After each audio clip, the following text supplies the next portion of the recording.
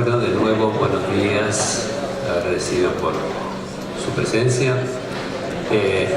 Mi charla es un poco menos divertida de Bernardino, y a lo mejor no soy tan simpático como él en lo que le tengo que decir, pero lamentablemente después de más de 20 años de trabajar en esto, en algún momento hay que decirlo.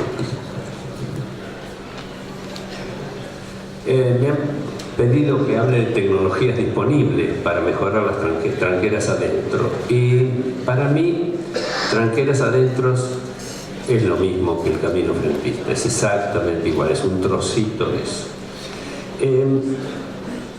Van a encontrar que yo me niego a aceptar que la situación actual de los caminos rurales se debe a que estamos en una época extraordinaria del clima, porque estas fotos que acabo de pasarles tienen algunas más de 20 años, es decir, venimos de un proceso que nunca se ha tratado como corresponde. Y sin darle la importancia que tiene el camino de la red terciaria, porque es nada más ni nada menos que la llave para que todo lo que ustedes producen salga hacia los lugares que se venden o que se exportan. Entonces, habría que en algún momento hacer que estos caminos rurales sean, como fueron anteriormente, el puntapié inicial, digamos, del transporte. La presentación que les voy a hacer es larga pero simple. Hay que mejorar la situación actual, los criterios y la tecnología disponible, de qué materiales disponemos. Y normalmente los caminos rurales son suelos. En general, la obra vial es el 95% suelos de distinto tipo. En este caso es casi el 100%. Las correcciones necesarias que tenemos que hacer y lograr la permanencia en el tiempo. Entonces, ¿qué hacer con los caminos internos de acceso y de servicio?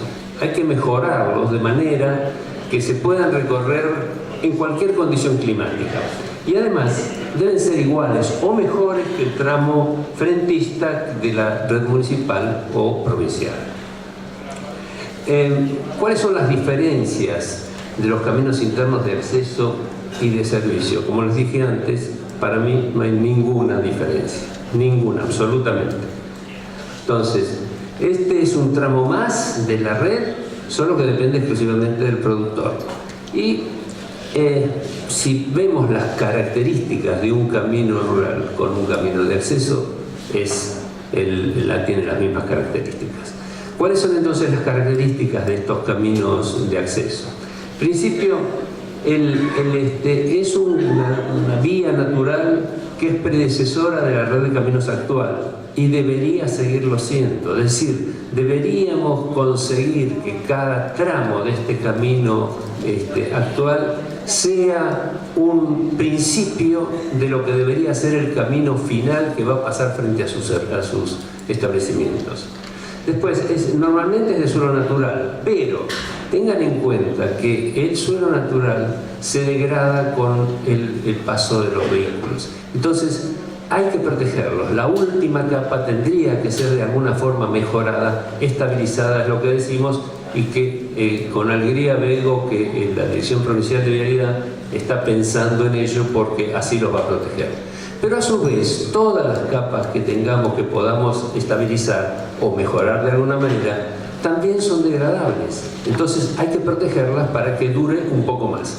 Toda obra que hagamos que sea más durable, a pesar de que parezca que en el momento necesita más inversión, es más barata. Créanme, los países realmente ricos hacen una vez las cosas y la hacen bien y no la hacen muchas veces como la tenemos que hacer nosotros. Hay que solucionar el problema de agua.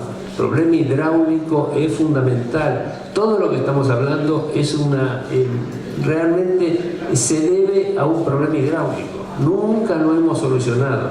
Lo que ustedes veían en las primeras fotografías era que el que hizo el camino ni siquiera se ocupó de dónde tenían que salir las aguas. Se les juntan porque nunca las sacaron. Es decir, si mal no hicieron el camino que les sirvió de tapa al escurrimiento. Y entonces, evidentemente, cuando se juntaba, se juntaba. Entonces, deben buscarse la forma de separar la superficie de rodamiento del nivel de estancamiento de las aguas. Tener pendientes en el sentido transversal y para que el escurrimiento sea natural y rápido. Después, debe ser complementado con cunetas laterales y alcantarillados diseñados para que cuando haya estos casos excepcionales, puede ser que no tengamos la solución total, pero que tengamos una primer parte ya solucionada para que esto sea evidentemente un caso excepcional, no la normalidad de todas las veces. Y después, debe constituir un sistema de vida útil adecuado. La vida útil adecuada de un camino, esto no van a pensar que el camino les va a durar 15 años como un pavimento asfáltico o 30 años como un pavimento de hormigón. No, les va a durar menos, pero ese valor adecuado, si en vez de ser 3 meses es 1 año y medio, es una ventaja realmente importante. Y fíjense que no digo que no tenga mantenimiento, reducida necesidad de mantenimiento. Quiere decir, el mantenimiento, como cualquier cosa en su casa, si ustedes no cambian el cuerito de la canilla, va a perder. Y esto es lo mismo. Una obra que se hace de cualquier tipo requiere mantenimiento. Si el mantenimiento se hace adecuadamente, la vamos a llevar por más tiempo. Y eso es inteligente y más económico. Entonces, ¿cuál es la situación actual de los caminos rurales? Es una enorme red descuidada, de reducida estabilidad, que sufre deformaciones no recuperables para el uso. Y solo se la atiende cuando no queda otra posibilidad. Cuando estamos con el agua al cuello, entonces la atendemos. Y se gastan importantísimas sumas de dinero para hacer haciendo un gasto que no sabemos si se va a redundar en que la próxima vez que tengamos que circularlo lo podamos hacer. Y las razones por las que esto pasa es que no se efectúan las previsiones correspondientes. Se actúa para cubrir la coyuntura. Las tareas de mantenimiento y mejora, las de corrección para evitar una nueva situación, no se hacen. Evidentemente, el resultado es el que tenemos.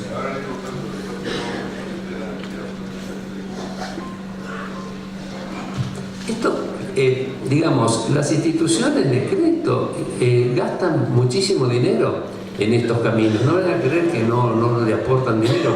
El dato que yo tengo es que el Banco Mundial gasta $1 billón al año en caminos rurales. Hay más de 1,2 billones de personas que no tienen acceso siempre a sus propiedades. Hay 500.000 mujeres en proceso de parto que mueren en el proceso por no poder llegar a un centro asistencial, de los cuales tal vez el 75% se podría evitar. Y fundamentalmente lo que a ustedes les interesa es un camino que lo puedan circular racionalmente siempre, digamos, en un importante porcentaje del año, les está haciendo perder entre 8 y 14% de sus beneficios, no de sus gastos, de sus beneficios. Valdría la pena entonces prestarle atención o ayudar a que los responsables le presten atención.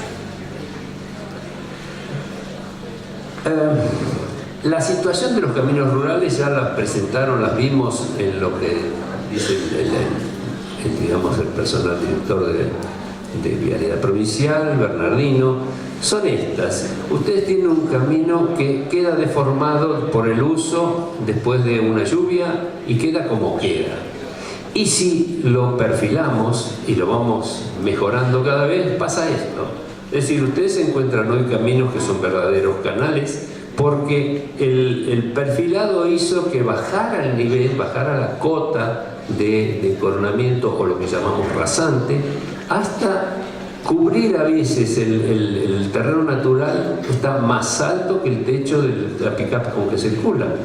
Entonces, ¿cuál es la solución? ¿Cómo debemos solucionarlo? Lo que normalmente hacemos es esto.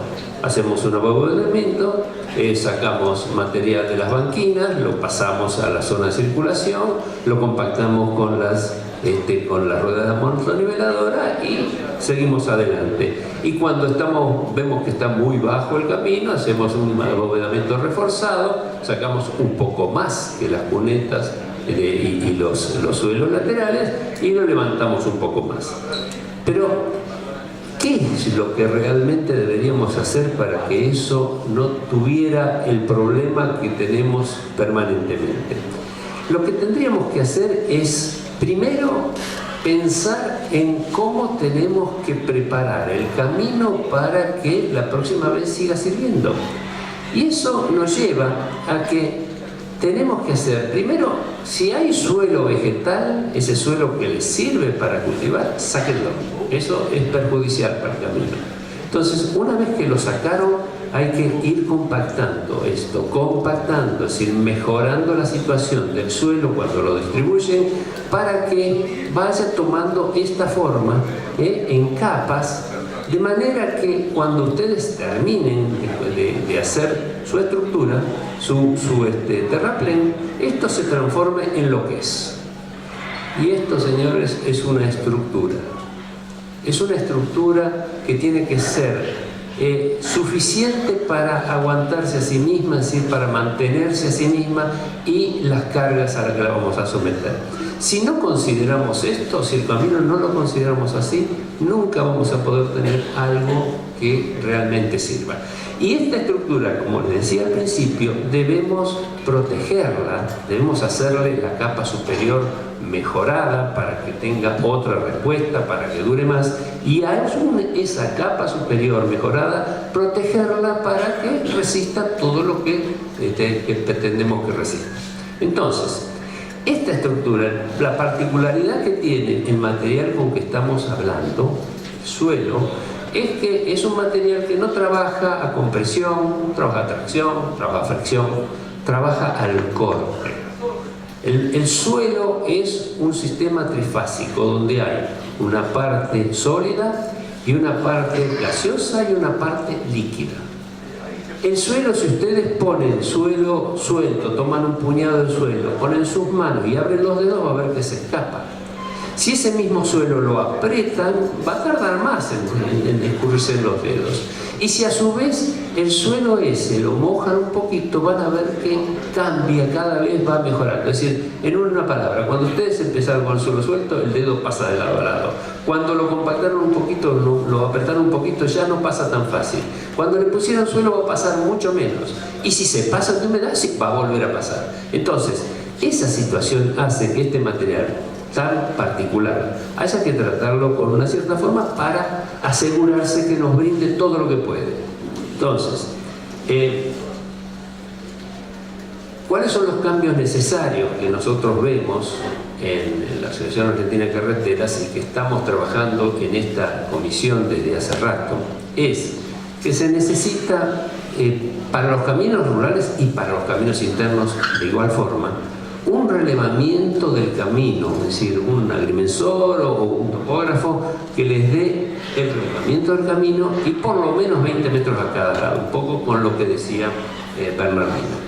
Un ingeniero hidráulico, este es fundamental, hay que analizar las cuencas y escurrimientos que afectan el establecimiento y eventualmente si pueden juntarse con el que hizo la cuenca de toda la zona, sería mejor porque podrían hacer un trabajo mancomunado.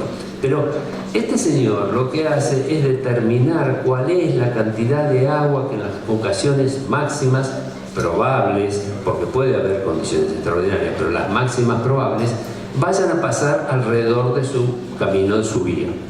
Y un laboratorista vial que les va a analizar los suelos disponibles para tratar de que ustedes saquen del suelo que disponen lo mejor que el suelo puede darles. Entonces, en la construcción, primero que nada lo que tenemos que hacer es un ensayo de este tipo, es un ensayo de compactación. El suelo trabaja, les dije, al corte y el corte está basado en el contacto que haya entre las partículas de la fase sólida y en la cantidad de agua, y que la cantidad de aire que está en el proceso, en la masa, sea la menor posible. Eso es lo que significa compactar un suelo, es decir, mejorarlo en sus condiciones de respuesta a través de estos ensayos, que le va a dar para cada suelo un valor máximo, eso no se puede mejorar, pero sí le va a dar la humedad óptima, la humedad que les corresponde para lograr que ese suelo se comporte como espera. Entonces, en la construcción tenemos que tener en cuenta principalmente dónde va a estar el agua. Tenemos que ubicar nuestra rasante. La rasante, les aclaro, es el nivel por donde van a circular los vehículos. Entonces, tenemos que ubicar nuestra rasante para que se encuentre por lo menos a 1,50 m de distancia de las napas profundas, del agua profunda, que puede ser una napa artesiana o una napa freática, pero por lo menos mínimo va a ser unos 50. Entonces, después de eso, lo que hacemos es quitamos el material vegetal, el suelo vegetal, y recompactamos la base que queda de suelo inorgánico como para que sea capaz de resistir la estructura que le queremos poner encima. Luego tenemos que darle forma a los drenajes, a las cunetas, que el ingeniero hidráulico le habrá diseñado como para que en condiciones de aguas máximas no rebalse, es decir, que trabaje en las alturas un 75 o un 80% de la altura. Eso es un trabajo complementario que les da el ingeniero hidráulico. Y luego entonces empezamos a construir nuestro terraplén de manera de lograr que la estructura que queremos. El otro cuidado que hay que tener es que la distancia que haya entre la rasante y el nivel máximo de aguas sea por lo menos 1 metro. De estas dos, el que dé mayor. Hoy parece que siempre va a dar mayor el agua superficial, pero tengan cuidado porque las alturas de las napas con las condiciones actuales han subido mucho y entonces a veces puede ser que tengamos que levantar más el terraplén por las aguas inferiores del napa. Entonces, con estas dos condiciones vamos a hacer nuestra estructura. ¿De qué va a depender la estructura? Y la estructura va a depender del tipo de suelo que tengamos. Nosotros podemos tener un suelo malo donde tenemos que extendernos por lo menos 4,5 veces a 5 veces la altura que tenemos para que la estructura en sí sea estable. Es decir, que no se empiece a producir fallas por la estructura. Y si tenemos mejores suelos, lo que tendríamos que extendernos es entre 1,8 y 2,5 veces. Como ven, entre un suelo bueno y un suelo malo hay una diferencia considerable en el volumen, en consecuencia el trabajo, la cantidad de suelo, la cantidad de operaciones y demás. Entonces, entre esos dos suelos, si tenemos un buen suelo pero no tenemos mucho y tenemos un mal suelo, eso se pueden arreglar entre ustedes. Si el señor de la izquierda tiene un mal suelo, el señor de la derecha tiene un buen suelo, lo lógico es pónganse de acuerdo, aporten cada uno en una parte de ese suelo y hagan una superficie inteligente que va a ser menor y consecuentemente de menor costo para todos para utilizar los dos suelos. De todas formas, fíjense que esto no se hace así como está dibujadito, sino se hace como lo vimos antes, capita por capita. Entonces la primera capa va a ser un poco de este suelo bueno, todo esto este suelo más malo y otro poco de suelo bueno, y eso se compacta. Entonces, para saber si un suelo es bueno o malo, lo que estamos hablando es de cuál va a ser su comportamiento. Y las dos formas que tenemos, y para eso necesitan a su ingeniero, a su laboratorista vial, es saber cuál es la textura que tiene, cuál es la granulometría que tiene, cómo están divididos los granos por tamaños para saber cuál va a ser el comportamiento.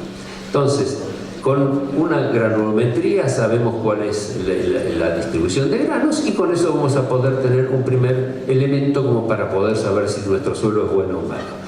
Y lo segundo es saber cómo se comporta la parte que se llama mortero del suelo, es decir, la parte fina del suelo, lo que todos los ingenieros viales le tememos, porque es la que trae aparejado los hinchamientos, los suelos colapsibles y demás, todo lo trae la parte fina del suelo, que es de las arenas medianas para abajo, milimos, arcillas y coloides.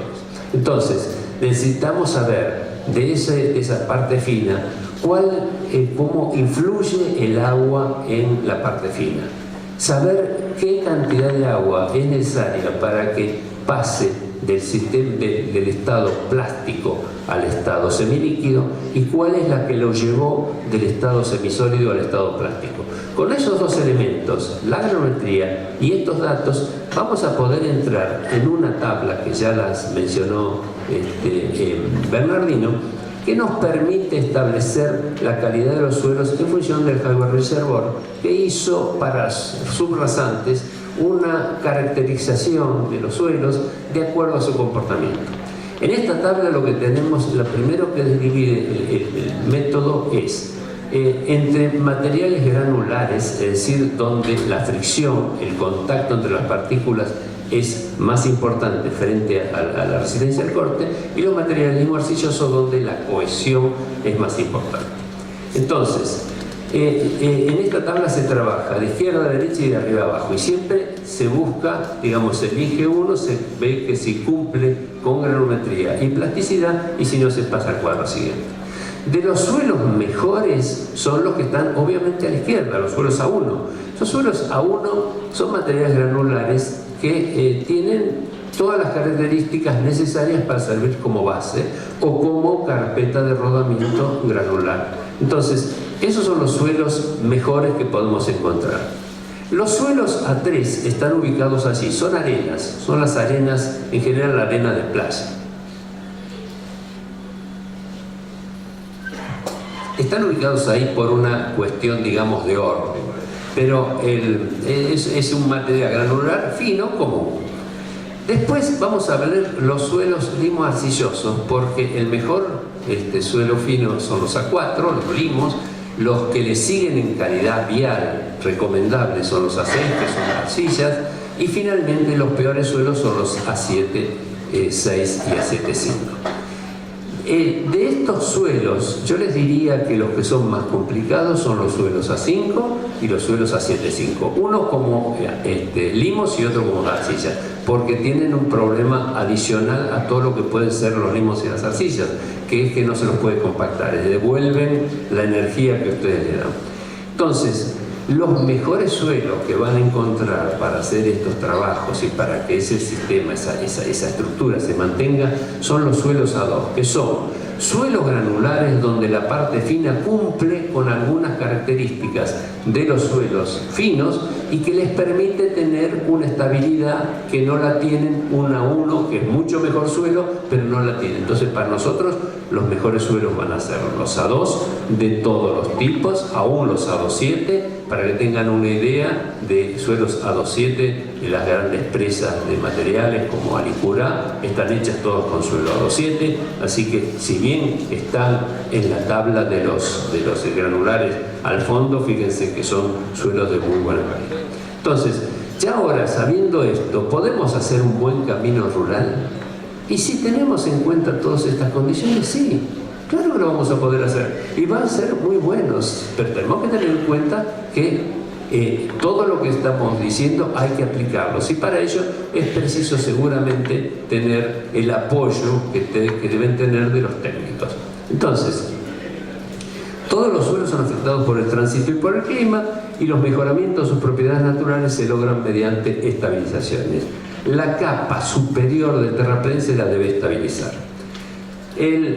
Las propiedades que tenemos que vamos a mejorar del suelo son la resistencia mecánica, la estabilidad volumétrica, es decir, que con la variación de humedad no tengan variaciones de volumen muy importantes que destruyan lo que está encima, la compresibilidad, que es que se comporte con distintas condiciones de humedad en la misma, la respuesta sea la misma, la durabilidad, que eso es una de las condiciones relativas, y la permeabilidad, que a veces hay que mejorarla disminuyéndola y otras veces hay que mejorarla aumentando.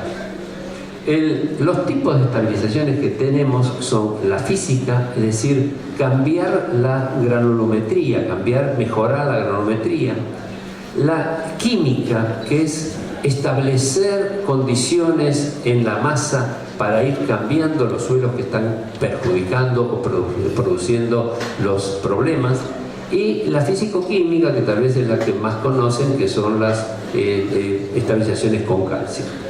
Pero la más importante es la que ya hablamos, es la mecánica. La estabilización mecánica es la compactación y tiene la particularidad que debe acompañar siempre a las otras estabilizaciones, tanto al suelo como a las estabilizaciones. Entre no compactarlas y compactarlas hay una diferencia, yo le diría como de 1 a 6 o 1 a 8.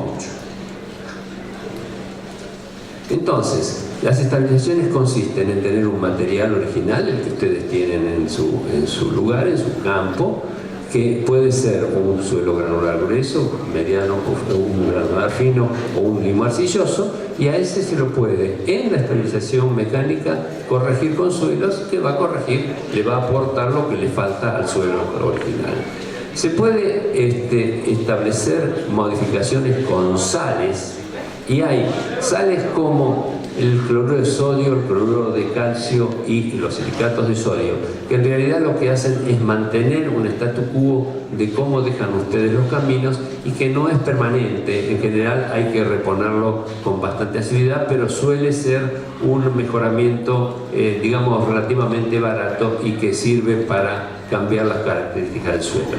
Y están los estabilizadores químicos, que pueden ser ácidos y sales orgánicas, polímeros, aceites sulfonados, resinas, enzimas, que esos cambian el suelo y consecuentemente todavía no tenemos protocolos para ensayarlos, porque cuando los ensayamos y queremos adjudicar las mismas características del suelo, nos equivocamos y nos encontramos con que hay una diferencia fundamental entre el suelo que tratamos y el suelo tratado. A ver, esto es una de las características que tienen estos materiales. Hay buenos, hay regulares y hay malos.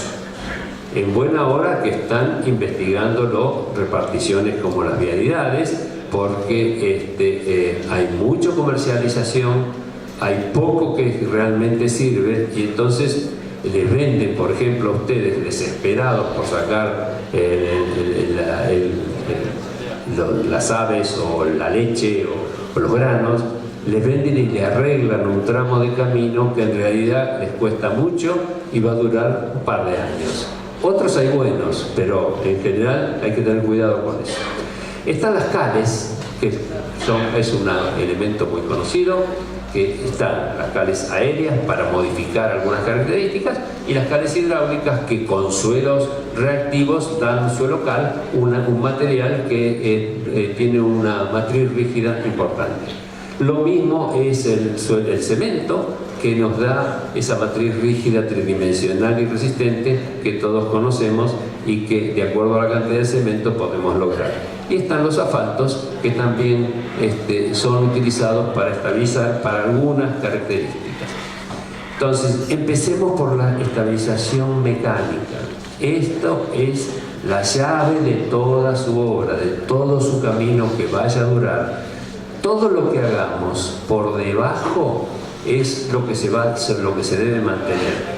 Arreglar arriba es fácil y le diría hasta económico, pero lo de abajo, cuando tenemos que volver a empezar, eso es costoso. Entonces, si tenemos que compactar, si tenemos que densificar suelos granulares, vamos a utilizar estos rodillos lisos que compactan de arriba hacia abajo. Es decir, lo que hacen es acomodar los granos para que tomen contacto entre sí. La vibración ayuda para que ese acomodamiento sea un poco mayor. Los rodillos neumáticos se manejan prácticamente por la presión de inflado. No la carga o esté más cargado o menos cargado no tiene mucha importancia y solo deberían usarse para hacer un sellado final. Es decir, cuando se quiere compactar como se hace normalmente con los neumáticos de la motoniveladora, el terraplamiento, lo que estamos haciendo es hacer un trabajo, digamos, de muy poca calidad y de muy poca eficacia. Los rodillos con salientes son los que se utilizan para compactar los materiales finos, porque trabajan al revés que los otros, compactan desde abajo hacia arriba, es decir, compactan un espesor pequeñito, pisan eso y sobre eso van compactando. Estos rodillos requieren pasadas, los hay, los que tienen protuberancia que producen más amasado para los materiales más cohesivos y los que son más piramidales, troncopiramidales, que sirven para materiales con menos cohesión. Y en estos casos, hace no tanto tiempo, se ha descubierto, se ha demostrado que la vibración mejora considerablemente la eficacia de estos medios de compactación, porque reduce considerablemente el número de pasadas necesarios para llegar a la misma densificación a través de poner en resonancia el líquido, el agua que está en la compactación, que mejora y ayuda al acomodamiento. Entonces, tenemos la estabilización mecánica, que siempre la vamos a hacer. Veamos qué precisamos para hacer una estabilización física. Esto, lo que queremos, tenemos que respetar condiciones de granulometría, de plasticidad y de las características, la calidad de los materiales, a ver si realmente pueden cumplir para lo que lo estamos destinando. Las condiciones de granulometría son, en general, estar dentro, poner la granulometría de su material original, adaptarlas a alguno de los usos granulométricos, esas limitaciones que hay, da la experiencia que hay en respuesta del material granular que se puede utilizar. Hay varios, hay que adaptarlos a lo que uno tiene más cerca, y las limitaciones respecto a granulometría no se pueden hacer espesores de capa demasiado importantes si se tienen tamaños máximos demasiado grandes, es decir, hay que limitarlo para que se pueda compactar. Y la parte activa, la parte fina, tiene que tener una relación con el total del mortero del suelo para que el comportamiento sea el correspondiente.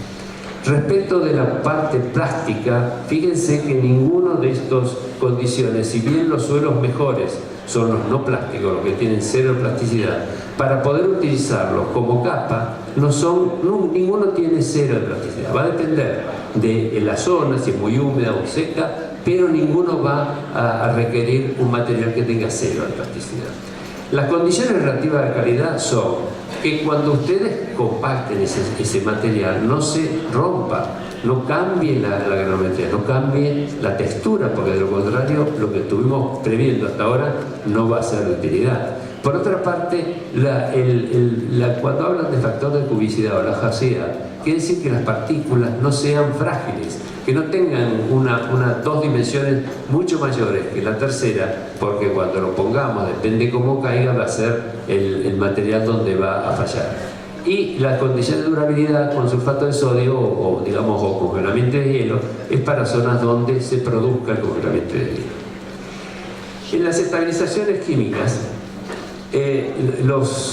las sales y las sales inorgánicas son materiales que son, inofensivos respecto del medio ambiente, son muy interesantes porque se mezclan directamente con el agua. Las otras, las sales, los ácidos inorgánicos, los ácidos y sales orgánicas, los polímetros, ya sea catiónicos, ioniónicos o aniónicos, las resinas combinadas, todas esas, el problema que tienen es que cuidado cuando las usan, porque atacan a la persona humana y es relativamente malo para el medio ambiente. Entonces, en estos casos, yo lo que les sugiero es asesórense bien antes de utilizarlo. En las zonas que tienen arenas, el mejor estabilizante es el ácido sulfúrico, pero no lo utilicen, no pueden utilizarlo porque a los operarios, a la gente, queda en el ambiente. Entonces, si bien es muy bueno como mejorador del suelo, no se puede utilizar. Lo mismo el fosfórico y el fluorhídrico, hay que usarlo con cuidado.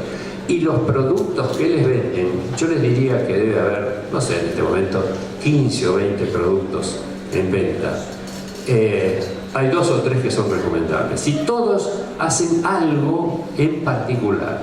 Los que le venden que el producto es ese producto mágico que le mejora el suelo, lo que los deja lindos después de la fotografía, esos productos no existen. Tengan cuidado porque hay mucha comercialización deshonesta.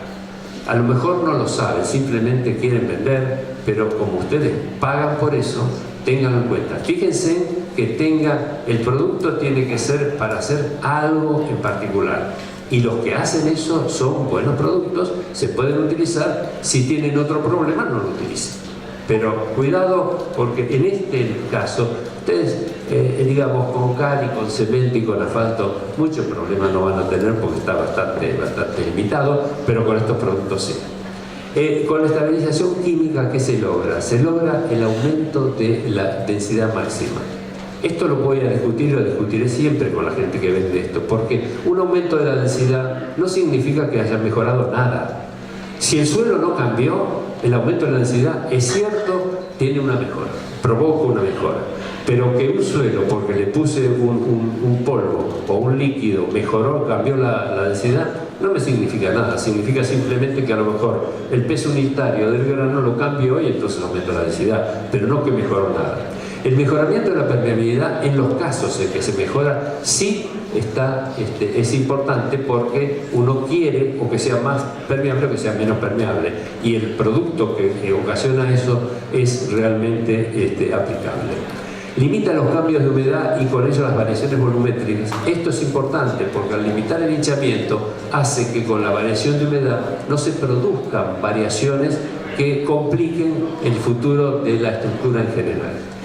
El problema del congelamiento lo reduce porque al reducir los capilares, al hacer que los capilares sean más grandes, entonces no hay penetración de la helada y es más fácil de resolver.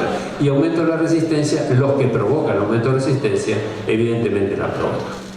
Esto es un esquema sencillo de qué es lo que pasa cuando ustedes riegan, en vez de con agua sola, con agua con sales, con estos cloruros de calcio, cloruro de sodio, que es la sal común. Entonces, lo que hace la sal es simplemente varía la presión de vapor de la solución salina, la varía respecto de la presión de vapor del agua atmosférica. Y con eso, cuando baja, evapora, y cuando disminuye, absorbe.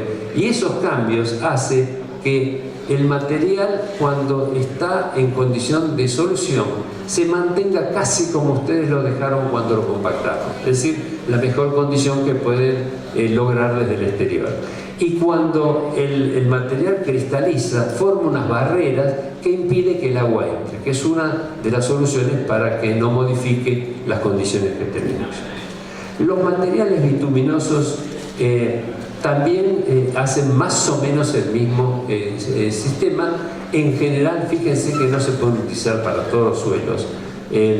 Lo que hacen estos materiales es darle la cohesión que los suelos no tienen. La arena, asfalto, ¿qué le falta a la arena? Le falta cohesión, no tiene nada, es fricción pura, y precisamos darle un poco de cohesión para levantar esa resistencia al corte que necesitamos. El suelo asfalto es distinto, porque lo que se utiliza el asfalto es para impermeabilizar los poros, para impedir que el agua entre. Y entonces, en el proceso de ejecución hay que tener cuidado, porque el asfalto, en estos casos de suelos finos, no tiene que envolver a la partícula, sino tiene que simplemente sellarla.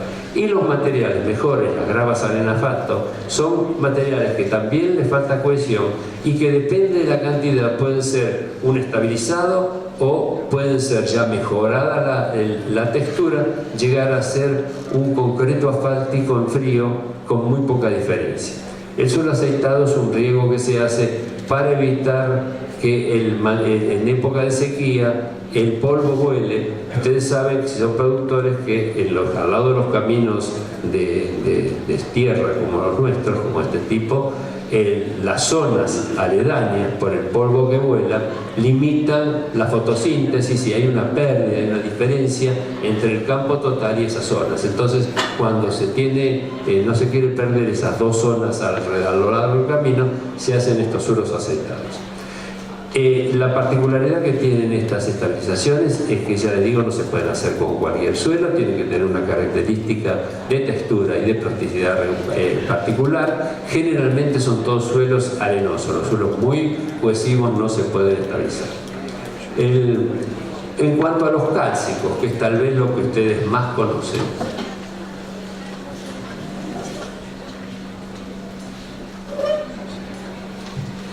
los cálcicos, que es lo que ustedes más conocen, la cal y el cemento, lo que hacen estos materiales para estabilizar es el ataque de los silicatos y aluminatos presentes en los cationes que envuelven las partículas de suelo, lo atacan y los cambian. El hidróxido de calcio que se forma cuando el óxido de calcio se transforma en hidróxido hace ese efecto, pero tiene una particularidad. Sí figuran como enemigos, y en realidad son enemigos desde este punto de vista. Son más ávidos del calcio que los silicatos y los aluminatos. Y los hidróxidos, como cualquiera de nosotros, prefieren atacar lo que es más fácil que lo que es más difícil. Entonces, hay una parte de esos hidróxidos que se gastan en la materia orgánica o en los carbonatos y no actúan después sobre los silicatos para hacer las modificaciones que necesitamos. Entonces, si bien allí aparecen como enemigos, se refieren a enemigos para el proceso en sí. No es que sean enemigos porque, digamos, son contrarios a la estabilización, sino que es mejor cuando no ocurren. Por ejemplo, cuando ustedes hablan en esta zona, en las zonas cercanas a La Pampa, hay mucho material calcáreo, las famosas toscas. Ahí, nosotros tenemos en Buenos Aires, más cerca, en Campana, en Ezeiza, en Pilar, hay suelos calcáreos, pero toscas no hay. Toscas hay acá, cerca del límite entre Buenos Aires y La Pampa, que son materiales cementados, con importante cementación, son realmente unas piedras blandas. Esos materiales que están cementados con carbonato de calcio, utilícenlo como están. Porque si ustedes le agregan cal, el carbonato de calcio se les digesta, se come la cal y queda muy poca cal para mejorarlos. Aparte, ¿qué le van a mejorar? Un buen material calcáreo, bien compactado, no hay con qué mejorarlo, no hace falta mejorarlo. O por lo menos no utilicen esta estabilización para mejorarlos. Es decir, para hacerlo bien, precisan muchísima más cal o muchísimo más cemento que para un material común. Entonces, no usen eso, utilicen como está, que es un material fenomenal. Para hacer estabilización con cal hay suelos reactivos y suelos no reactivos. Los suelos no reactivos, no importa qué cal utilicen cal aéreo, utilicen cal hidráulica, no importa la cantidad que le pongan, no van a ser un suelo estabilizado con cal. Van a ser un suelo cambiado, mejorado, pero no uno estabilizado. Entonces, si el suelo es no reactivo, no gasten plata en eso. Si el suelo no es reactivo, sí, busquen la cantidad de cal que va a hacer posible que se forme esa matriz rígida capaz de darles un suelo estabilizado con cal. Y respecto al cemento es algo parecido. Hay un suelo tratado con un poquito de cemento que lo que mejora particularmente es la permeabilidad, lo hace más permeable. Si agregamos un poco más de cemento, tenemos el suelo modificado, corregido con cal, que además de mejorar las propiedades, mejora un poco la resistencia. Pero hasta que no ponemos la cantidad de cemento que hace que el material sea capaz, el material resultante sea capaz, una vez que fragó el cemento, de estar en condiciones de ser inalterable por el agua, por el viento, por las cargas, tenemos que conseguir que esa cantidad de cemento evite o sea capaz de controlar los esfuerzos de expansión y de contracción que son los que provocan la rotura. Entonces, finalmente, el tratamiento de la capa final, nada más, solamente eso. Todos los suelos estabilizados son erosionables por el tránsito y el clima magnifica el efecto, y entonces lo que tenemos que hacer es tratar esa capa final. Aún los mejores y los más confiables también deben ser protegidos. Entonces, las soluciones para los caminos rurales: proteger la capa de estabilizado del clima y del tránsito. Eso significa que hay que pavimentarlos, hay que ponerle un pavimento. ¿Se enfrentaría algún problema para eso? Y la verdad que no, está toda la tecnología, no hay ningún problema. Lo que tenemos que lograr es, sobre el suelo natural, poner la estructura de suelo, cubrirla con un estabilizado, ese estabilizado protegerlo con una capa, y tendríamos un camino rural que va a ser mucho más durable y en mejores condiciones que los actuales. Los problemas técnicos para resolverlos no existen. Se pueden establecer tanto los parámetros geométricos, los genéricos, los teóricos, los técnicos, todo eso está resuelto, no hay ningún problema. Pero realmente, con todo el problema que tenemos con la gran cantidad, ¿necesitamos pavimentar los caminos? No, hagamos tratamientos que los protejan, pero no pavimentemos por ahora.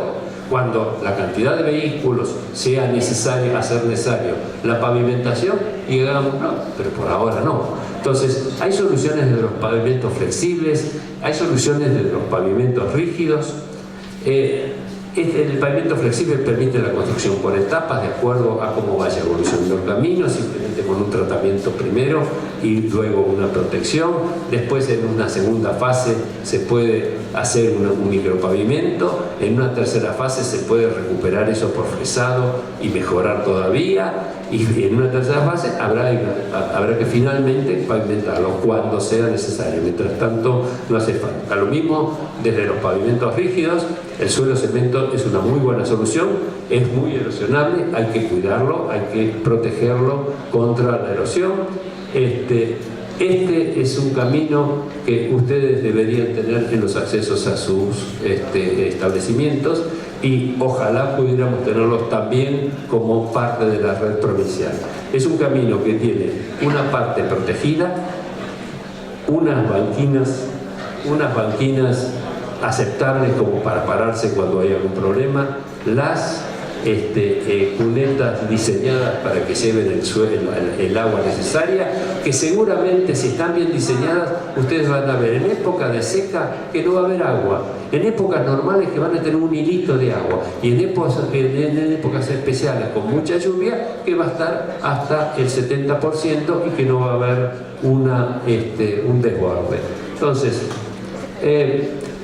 también se pueden hacer de pavimentos rígidos. El Instituto del Cemento Portland Argentino prevé para estos caminos pavimentos de una sola mano, después poder ampliarlos. Todo eso está, digamos, más que estudiado, y pueden ser soluciones finales. Pero realmente, por el momento, creo que la realidad es que hagamos bien la parte de abajo, hagamos bien la estructura. Luego, lo que las protecciones de esa estructura. Entonces, conclusiones. Se debe convencer al responsable del tramo del camino rural que lo comunica con la red pavimentarla que convertirlo en parte de la red terciaria no es necesario, es imprescindible. Es decir, tienen que hacer, cada vez que hagan una actuación, tienen que pensarlo como para que esa parte no se toque más, esté en las condiciones como para después seguir adelante. Los usuarios deben ser suficientemente involucrados para comprender la diferencia que puede haber entre un camino rural en condiciones de prestarse transitabilidad permanente respecto de la condición que se encuentran actualmente. Se debe modificar la actitud sostenida hasta la fecha. No pueden esperarse cambios haciendo lo mismo. Si nosotros esperamos a que el camino esté destruido y pasemos una pasada de motoniveladora, no vamos a solucionar nada. Mejorar el acceso de la tranquera para adentro posiciona mejor al usuario y productor para exigir que el camino que los vincula con el pavimento sea considerado parte de la red caminera. Si tienen que... yo pienso en el conjunto de los productores, de los profesionales, tanto municipales como provinciales, del ejecutivo que tiene que llevar a cabo, de los técnicos que manejan los equipos, de los que proveen el equipo y el material. Debería ser como una gran orquesta, cada uno tocando lo que mejor sabe. Si ponemos a tocar los vientos a un violinista, va a salir mal. Tenemos que cambiarlo. Es decir, si el que toca el primer violín es mejor en el timbal, pasémoslo al timbal. Si cada uno hace lo suyo, hoy por hoy, lo que yo veo desde afuera, yo no soy funcionario de las vialidades, entonces lo que veo desde afuera es una gran orquesta que tocan todos muy bien, pero cada cual para su lado. No hacen una sinfonía, y esto debería ser una sinfonía. Y si la colaboración de todos ustedes hace que todo eso funcione, van a encontrar no mañana. Todas las obras estas son a tiempo, todo se va a ir haciendo de a poco. Yo les diría que yo estoy en esto unos 30 años, pero debe hacer 50 o 60 años que no se hace nada y lo que se hace mal. Empecemos a hacerlo mejor. La participación para mí de los usuarios y productores como beneficiados o perjudicados directos también es imprescindible. No hay forma de sin ellos poderlo lograr. No alcanza con exigir que le devuelvan en obras lo que abonan con impuestos. Eso es cierto. Es necesario colaborar y trabajar conjunto con los responsables gubernamentales. Tampoco acepten que les digan no hay dinero. Digamos, llénenlo, tápenlos de ideas. De cuáles son las soluciones, porque si es el que tiene que aplicarla, es inteligente, cuando tenga esas ideas, va a elegir la que puede hacer y lo va a hacer. Si le dicen no hay dinero, nunca va a haber dinero, no hay forma, no hay ninguna posibilidad de que se junte todo el dinero que se necesita para hacer las obras que necesita. Es un país muy grande, la cantidad de kilómetros que hay de este tipo de caminos hace inviable cualquier solución ya, y cualquier cantidad de dinero que se quiera destinar. Entonces, eso no se acepta. Ustedes lo que pueden hacer es manden opiniones, manden problemas, manden cuáles son sus problemas, cuáles son las soluciones que proponen. Eso es bueno. Entonces, con la opinión de todos ustedes hay que establecer un plan que tiene que ser a largo plazo para poderse irlo haciendo a medida que se puede. Pero no, para el largo plazo no es un gobierno. Olvídense, hay que pensarlo como para que no importa el gobierno que esté, esto se siga. La única forma es llevarlo, yo diría mínimo 10 años, para que haya por lo menos 3 gobiernos distintos, continuos o no, 3 gobiernos distintos. Entonces, de esa forma se podría arreglar. Cada vez que sea necesaria una intervención hay que pensarla como para que lo que quede para siempre. Es parte de la red terciaria. Eso que decíamos al principio, que estas redes son el origen de los caminos actuales, debería ser la base para que sea el inicio de los caminos futuros. Todas las intervenciones deben ser pensadas, ejecutadas y controladas por equipos de nivel profesional. No teman en gastar en el nivel profesional, porque eso es lo que los puede ayudar a solucionar muchos problemas que por ignorancia o por dejadez no se hacen, y pueden ayudarlos para que en el futuro no tengan esos problemas. El equipo necesario tiene que contar con un especialista en hidráulica básico y fundamental, un ingeniero veal para diseño geométrico. A lo mejor a ustedes les piden un pedacito de su tierra. Hay que sacar una curva que está a 90 grados, hay que tal vez hacerla un poco más abierta a 45, a 60, pero irla preparando como para que ese camino sea en el futuro. Acéptenlo. Yo hace muchos años, cuando se produjo el primer corte por la laguna La Picasa, les sugería a los propietarios que se dieran parte de sus tierras, sobre todo porque tenían a lo mejor el 70% inundado. Entonces les decía, miren, si ustedes ofrecen este suelo que le está haciendo una excavación, haciendo una excavación importante, esa excavación les va a servir como un fusible para cuando venga la próxima inundación. Y inclusive pueden plantar unos árboles alrededor y alquilarla para que le plantan pejerrey y alquilan para que vaya gente a pescar. Entonces eso les puede dar hasta dinero, pero cuando tienen que hacer la provisión de suelos, como decían recién, transportar el suelo es carísimo. A lo mejor a ustedes les conviene vender parte de su suelo, aunque les restrinja un poco la superficie cultivable, porque eso les puede redundar en otros beneficios que no son directamente el cultivo. Entonces, hay que tener un ingeniero en diseño vial para que vaya adaptando lo que tienen hasta ahora a mejorar. Tienen que tener un especialista en medio ambiente. Es importante hoy que lo que hacen no sea, no sea negativo a la vida general. Y los proyectistas de estructuras viales, como yo, o los geotécnicos, podemos también hacer algún aporte, pero ya es menos importante, digamos, medio de esa relación. Señores, muchas gracias, perdonen la lata, pero... Muchas gracias, Roberto Cerulli, Bernardino Capra. Vamos a hacer dos preguntas rápidas y vamos al almuerzo que nos están esperando enfrente en el galpón. Recuerden que el almuerzo es total beneficio del Ateneo Juvenil de la Sociedad Valderrauch. Dos breves preguntas a Cerulli. ¿Qué opinión tiene del uso de capas de nylon de silo bolsa intercalados entre capas de suelo como intento de mejora de estabilidad de caminos rurales? Me parece un muy buen aprovechamiento de los silobolsas. Hay estudios donde se determina que la utilización es bastante similar a la utilización de los geotextiles, en realidad son geotextiles, y mejoran las condiciones del suelo natural. Para Bernardino Capra, el relevamiento altimétrico que se propone de la red terciaria cada 6 meses o un año tiene sus costos. ¿Cómo se evalúa el porcentaje de incidencia sobre la tasa vial y si existirá un manual de procedimiento o cada municipio debe realizarlo con personal propio? A ver, por ahí tiene un costo el relevamiento con un GPS, contratar un agrimensor, pero si yo coloco puntos fijos en toda la red y nivelo con un nivel óptico hoy debe valer 20.000 pesos, ¿sí? Y capacito a 2 técnicos del municipio, el costo no existe, es cero, es el sueldo de los técnicos. Además lo puedo aprovechar para relevar, lo puedo aprovechar para sacar suelo y capacitarlos como laboratoristas viales. El costo es cero en ese caso. Muchas gracias, un aplauso.